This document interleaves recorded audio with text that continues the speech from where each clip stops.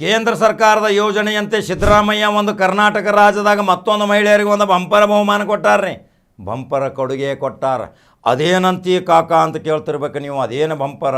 ಬಸ್ನ್ಯಾಗ free ಕೊಟ್ಟರು, ration free ಕೊಡಾಕತ್ತಾರ, 2,000 ರೂಪಾಯಿದು ಇನ್ನು ಗೃಹಲಕ್ಷ್ಮಿ ಯೋಜನೆ ಚಾಲೂ ಆಗೋದು, ಕರೆಂಟ್ ಫ್ರೀ, ಎಲ್ಲ ಫ್ರೀ ಅಂದಮೇಲೆ ಇನ್ನು ಮತ್ತೊಂದು ಮಹಿಳೆಯರಿಗೆ ಒಂದು ಕೇಂದ್ರ ಸರ್ಕಾರದ ಯೋಜನೆಯಂತೆ ಮಹಿಳಾ ಮತ್ತು ಮಕ್ಕಳ ಕಲ್ಯಾಣ ಇಲಾಖೆಯಲ್ಲಿ ಉದ್ಯೋಗಿನಿ ಯೋಜನೆ ಮುಖಾಂತರ ಪ್ರತಿ ಕುಟುಂಬದ ಒಂದು ನಿರುದ್ಯೋಗಿ ಮಹಿಳೆಗೆ 3 ಲಕ್ಷ ರೂಪಾಯಿ ಸಾಲ ಸೌಲಭ್ಯದ ವ್ಯವಸ್ಥೆಯನ್ನು ಮಾಡಾಕತ್ತಾರ. ಗೊತ್ತೈತ್ರಿ?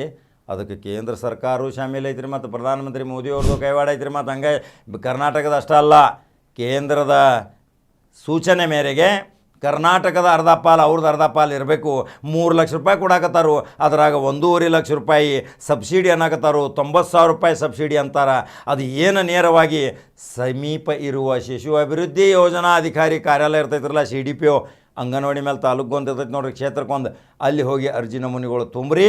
ಪ್ರತಿ ಹೆಣ್ಮಕ್ಕಳು ಸ್ವಾವಲಂಬನ ಬದುಕಬೇಕು, ಪ್ರತಿ ಹೆಣ್ಮಕ್ಕಳು ತಮ್ಮ ಉದ್ಯೋಗವನ್ನು ಸ್ವತಃ ಮಾಡಬೇಕು ಅಂಥೇಳಿ ಸಿದ್ದರಾಮಯ್ಯ ಭಾಳ ವಿಚಾರ ಮಾಡಿ ಮಹಿಳಾ ಮತ್ತು ಮಕ್ಕಳ ಕಲ್ಯಾಣ ಇಲಾಖೆಯ ಸಚಿವೆ ಆದಂಥ ಲಕ್ಷ್ಮೀ ಹೆಬ್ಬಾಳ್ಕರು ಸಹಿತ ರಾತ್ರಿ ಹಗಲಿ ಮಹಿಳೆಯರ ಸಬಲೀಕರಣಗೋಸ್ಕರ ಒಳ್ಳೊಳ್ಳೆ ಚಿಂತನೆ ಮಾಡ್ತಾ ಇವತ್ತು ಈ ಯೋಜನೆಗಳನ್ನ ಜಾರಿಗೆ ತಂದಾರ.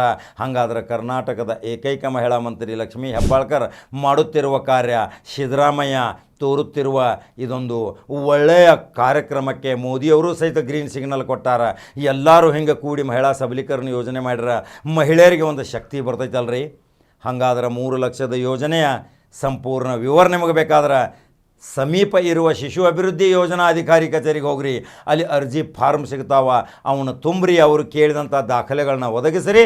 ಅವು ಯಾವ ರೀತಿ ಸಬ್ಸಿಡಿ ಕೊಡಾಕತ್ತಾರ, ಯಾವ ರೀತಿ ಬಡ್ಡಿ ಐತಿ, ಯಾವ ರೀತಿ ಅವರು ಸಾಲ ವಿತರಣೆ ಮಾಡಾಕತ್ತಾರ ಅನ್ನೋದು ಸಂಪೂರ್ಣ ವಿವರವನ್ನು ಅಲ್ಲಿ ಹೋಗಿ ಕೇಳ್ರಿ. ಹಾಗಾದ್ರೆ ನಂಬರ್ 1 ಚಾನಲ್ ಫಾಲೋ ಮಾಡಿರಿ, ಲೈಕ್ ಮತ್ತು ಶೇರ್ ಮಾಡಿರಿ. ಮತ್ತೆ ಬೇರೆ ಸುದ್ದಿ ಹೋಗಿ ಬರ್ತೀನಿ. ನಮಸ್ಕಾರ.